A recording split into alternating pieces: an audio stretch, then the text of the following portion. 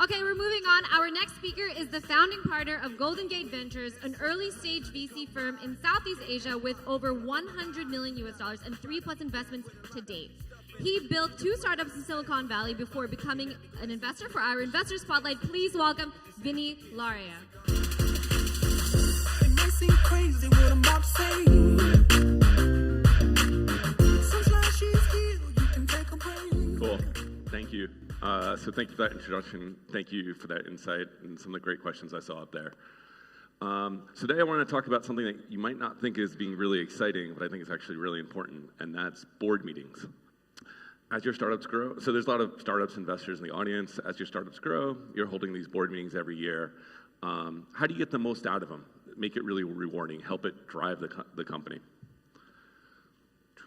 So number one is just consider who's going to be in the room. Who are all the stakeholders? You might have corporate strategic investment. You might have a board member that was a longtime angel investor, a VC. What can you get out of them? What can everyone offer? Is it distribution? Is it experience? Is it hiring talent? Think about that before going into it. It's also very important to stay very focused with strategy. A company could change direction, but going into a board meeting, you don't want the board members, the investors, to think you're trying 6 different things at once. But if you can build that into a story that this is the North Star we're going to, and these are the 6 things that support it, that builds that concise direction. In addition to making the most of everyone and keeping it two-way, you have to remember that investors learn a lot from other startups they're investing in, and that's what they can share. So an anecdote, and I'm giving this background in that I'm an investor now, have been for about 7 years with Golden Gate Ventures, but I've also started 2 companies in Silicon Valley. So I've seen both sides of what it is to sit in a boardroom on 2 sides of the table. So an anecdote from my last company, Lauria, this is 10 years ago now. We were a forum hosting company, home to 10 million plus forums. We decided to introduce pricing to actually make money, because that's what startups are supposed to do. And so we did what any good startup does, and we looked to other people to see what they do, like Blogger and WordPress, and we copied it, as you do, which was a la carte pricing. So you buy a custom domain, buy a theme. So that's what we did on Lauria. That was growing. It was kind of moderate.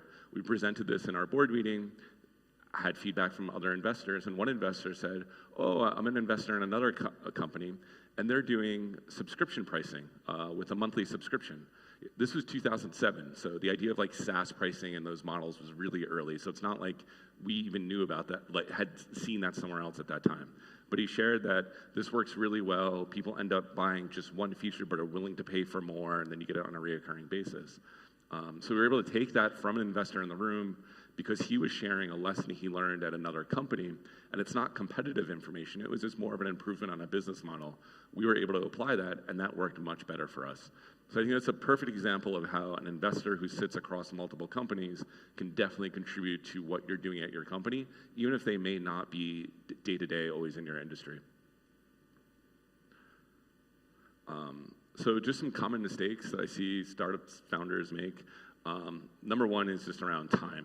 Either it's not budgeting enough time, maybe only making an hour, or more commonly, it's running overtime.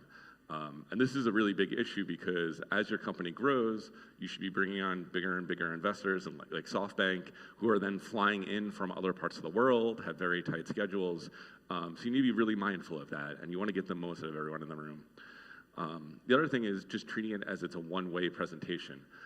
So yeah, you're not Steve Jobs giving his keynote to the Apple audience, but I'm sure Steve Jobs in the boardroom setting was a much more open sort of discussion. A lot of startups do this, and I'm going to a board meeting tomorrow where the CEO still has not sent out the deck. And the deck the presentation needs to go out early so that all the board members can actually read through, review it, and then start asking questions and hopefully offer some insight.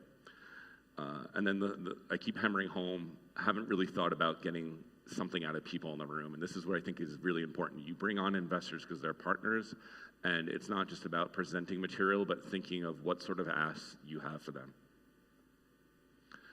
Another thing is just timeline. people think, oh, a board meeting, maybe it's next week, that's when I start planning. But the planning actually starts 2 or 3 months out, in that you need to set a date for the next board meeting. Again, if you bring on great investors, they probably sit on a lot of boards, they're really busy people, their schedules are kind of crazy, you need to plan that. I recommend that you set the next board meeting at the end of the current board meeting, at least a tentative date to get everyone behind it. And then 2 to 3 weeks out, this is where you start working on the deck, practicing it. I think another thing that I see a lot of CEOs don't do is they end up feeling the board deck, they need to create all of it. But that takes a lot of time and resource. It should be a shared effort through the team, co-founders, some senior management. There's probably some reporting that you're doing on a monthly basis internally and to investors anyway that should just be a repeat of this incorporated into the board deck. And then the most important thing for keeping it on time would be do a run through and see how the cadence feels, see if there's any questions. And then send out that deck 1 week early. Can't stress that enough. Not the night before. What does the timeline look like during a board meeting? So I recommend 3 hours. You know, it could be 2 hours. It could even, I've seen half-day sessions that are longer, but I think 3 hours is a really good budget. You want to start by just welcoming, introducing everybody in the room. Even if you've been going on for like a year, there's a good chance, you know, every other board meeting, there's someone new in the room. Maybe it's a new senior person that's joined the team that you want to bring in and just sit in and observe.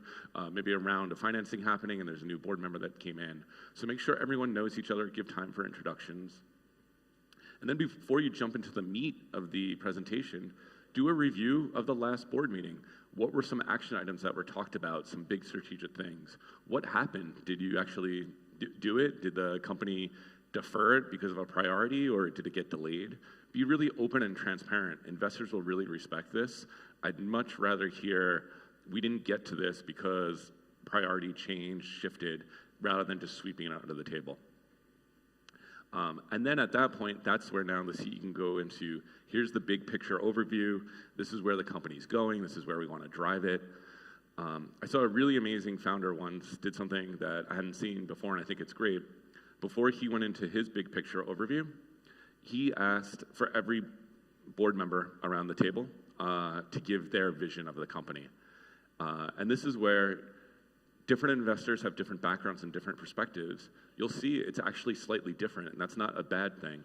But it was amazing to hear all these different investors give visions, and while there were some core overlaps, there were some pretty significant differences. And so the founder was able to kind of collect that information and use that to say, all right, I'm happy that some of these everybody understands some of the core, but then there's some other things that we're doing that, you know, there's some confusion, or maybe people think we should be doing more of. I was able to collect that information. The other reason why this was really important is that investors are always selling. We're not selling your company to get acquired. That's not the goal from the start, but we are selling the services, the opportunity for other partnerships, or selling to next stage investors. And so when we understand your vision, it helps us sell. Obviously, the detailed reporting, the stats, including all that information, really important. I would put another caveat here. Include stats about your competitors. Really good board meetings have a matrix of, this is what we're doing, and this is what our competitors are doing, and here are the top 3. Here's the strengths and weaknesses of each. This is really valuable for you as a founder to be honest and understand where the company can go. But again, going back to VCs that are always selling, if they can understand how to position you in the market, it's going to be better for them.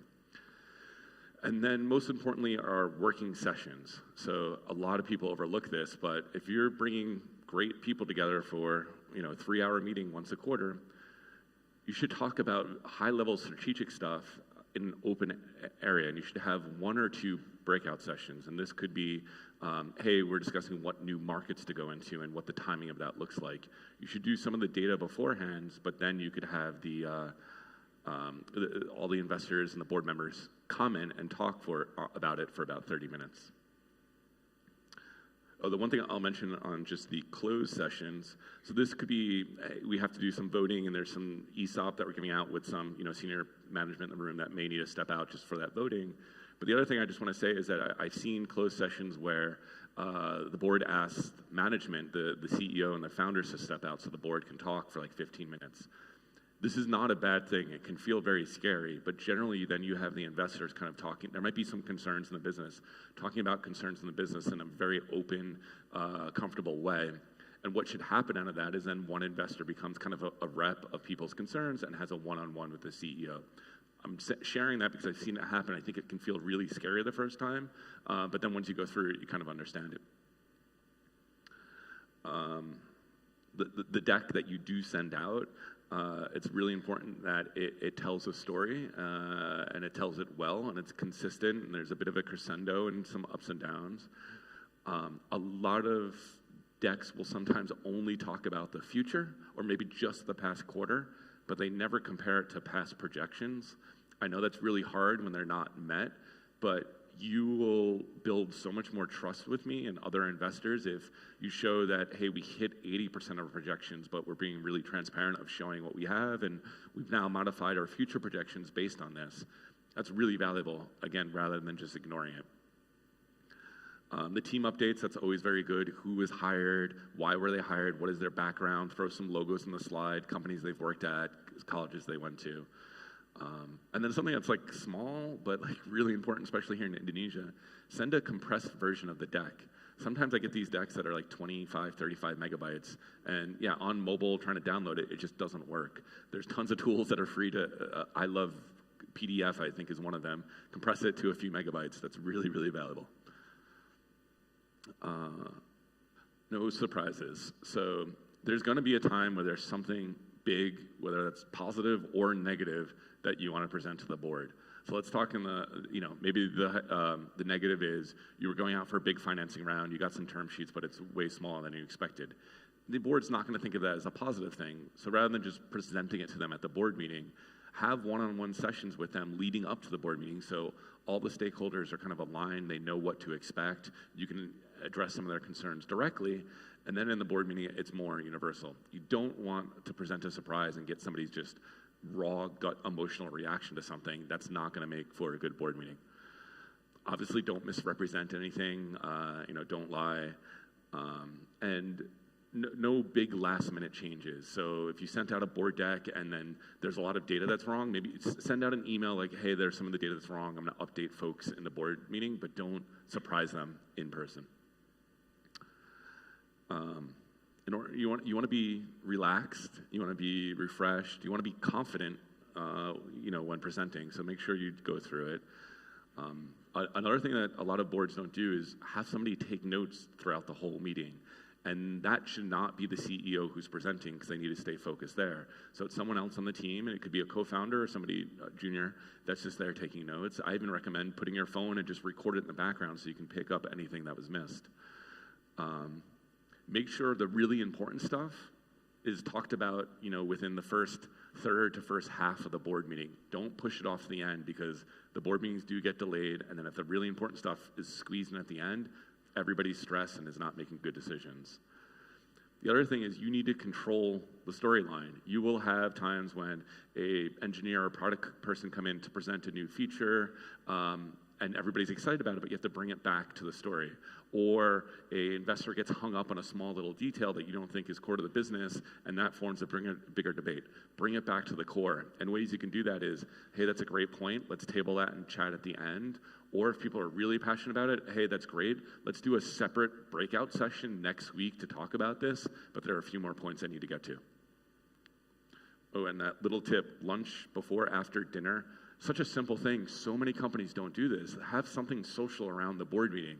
And if it's a morning board meeting, you can still do dinner at night and people will come back. But get the board members to know each other, click with each other, invite your team, top management to meet them. It gives you the opportunity to kind of talk to them after, like, hey, what was this board member asking? What are they, what do they like? What are they concerned about? I think that's really, really valuable. And lastly, after the board meeting, send out those meeting minutes, those action items. I see so many people take notes and they never send anything out.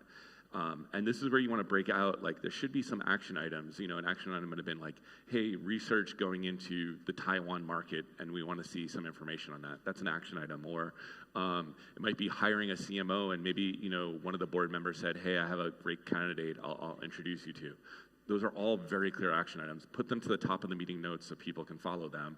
And then goes in your next quarter review of, hey, this is what was followed and this wasn't. And then most importantly, ask for feedback. That's the only way as a startup you can grow and you have to be progressive. So what went well? What would you like to see differently? What have you seen in another board meeting that you think I should do? I'll even ask for feedback for this presentation, being that I definitely want to see better board meetings around the region. If there's anything that you guys see that you like or other ideas, please share it with me. I didn't put my email, but it's just Vinnie or V for short, at goldengate.vc. Thank you. All right, give it up for Vinnie Lauria.